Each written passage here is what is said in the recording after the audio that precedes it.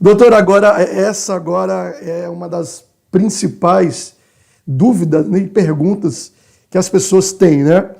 Em relação, é muito polêmico, tem correntes que falam que sim, tem correntes que falam que não, mas agora, como eu falei, pessoal, aqui a doutora é sem tabu, sem mimimi, sem religiosidade, ela vai falar para você, à luz da Bíblia, se sexo anal é pecado ou não.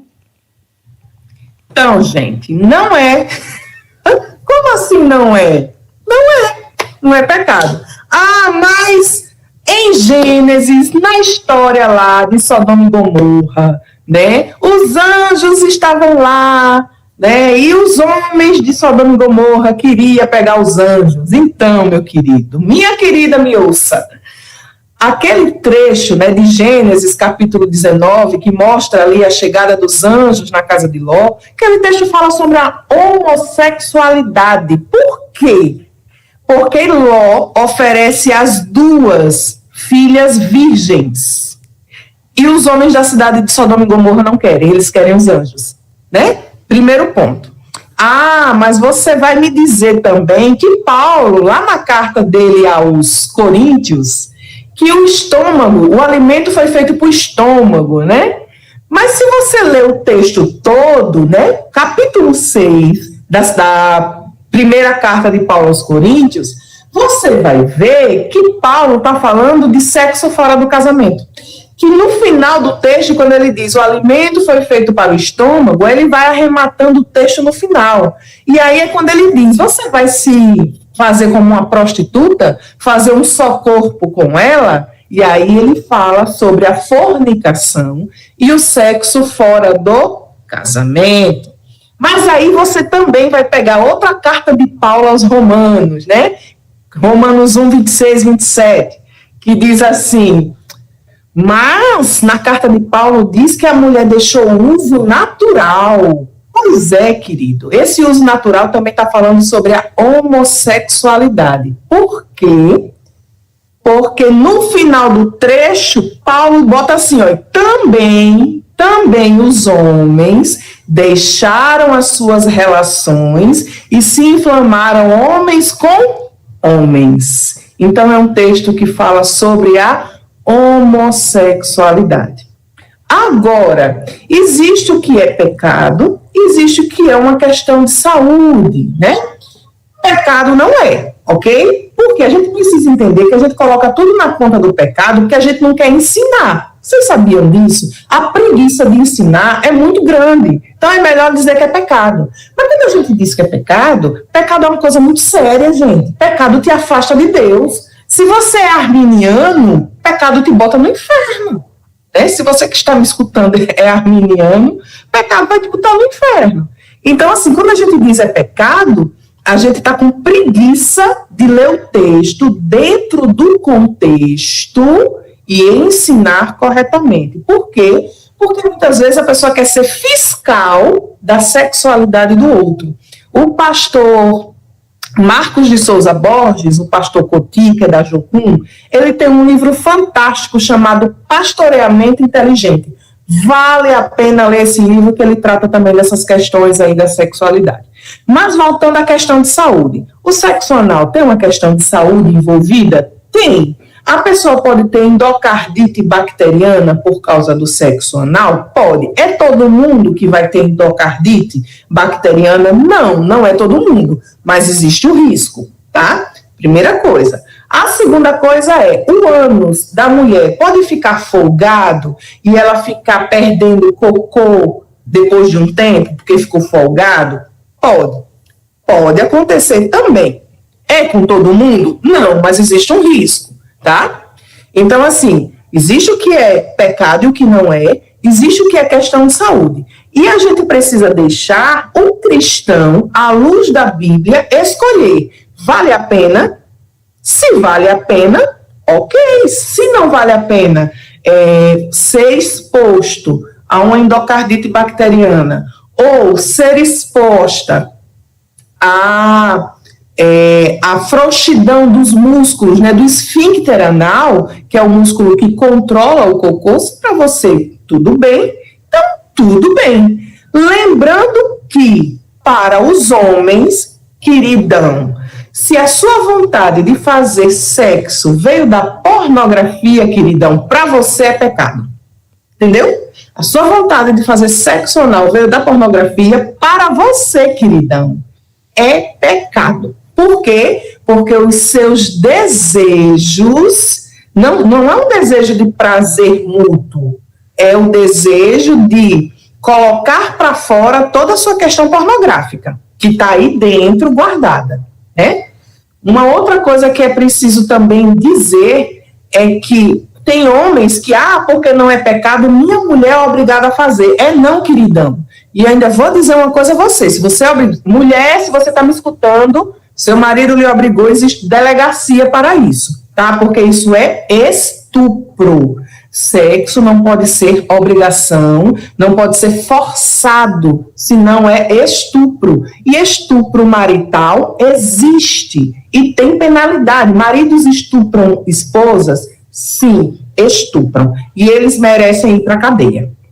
Então, volto, primeira carta de Pedro, capítulo 3. Foi igual a doutora falou, isso é estupro.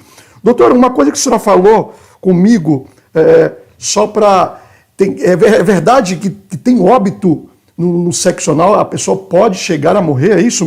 Sim. A endocardite bacteriana, ela pode matar, porque o que é que acontece, né? As pessoas que têm prisão, quem tem prisão de ventre, que o cocô é muito duro, vai saber o que é que eu estou falando. Às vezes, quando a pessoa vai fazer cocô, o cocô rasga o ânus e fica uma fissura, sangra, fica uma fissurazinha, e aquilo ali fica contaminado de cocô.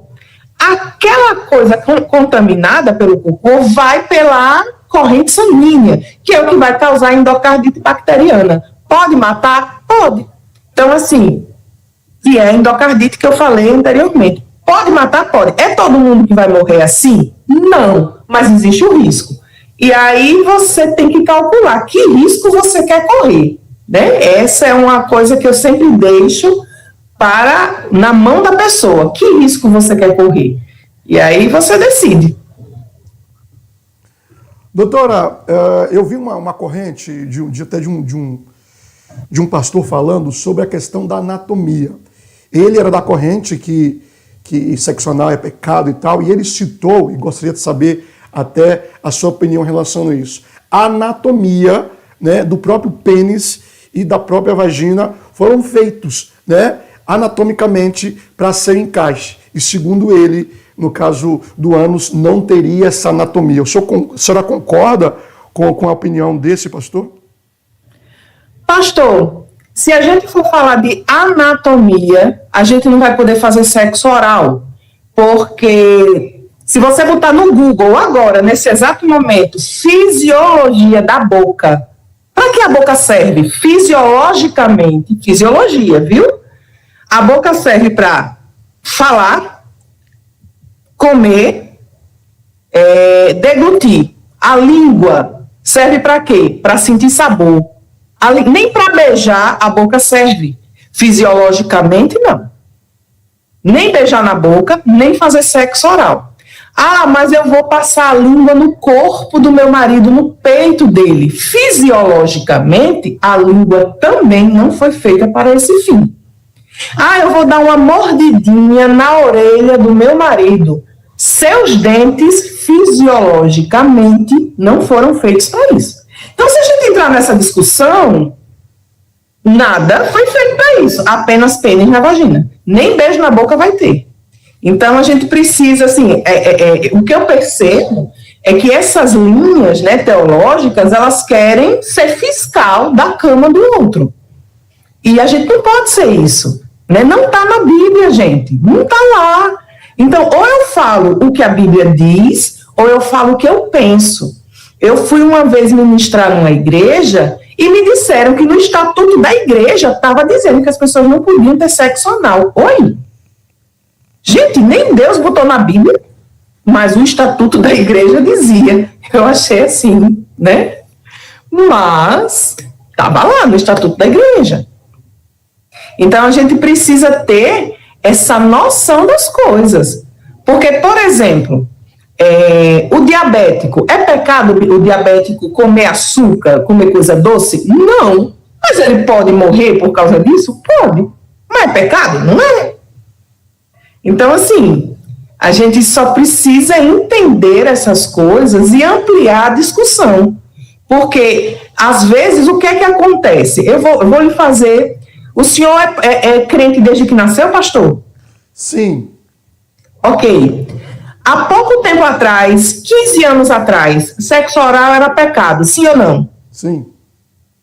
Até uns 15 anos atrás, sexo oral era pecado. Hoje não é mais. Opa, peraí, o que foi que mudou?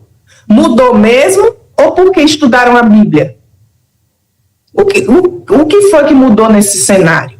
Né? Então, assim, o que eu percebo é o meu gosto, isso é no geral, viu, pastor?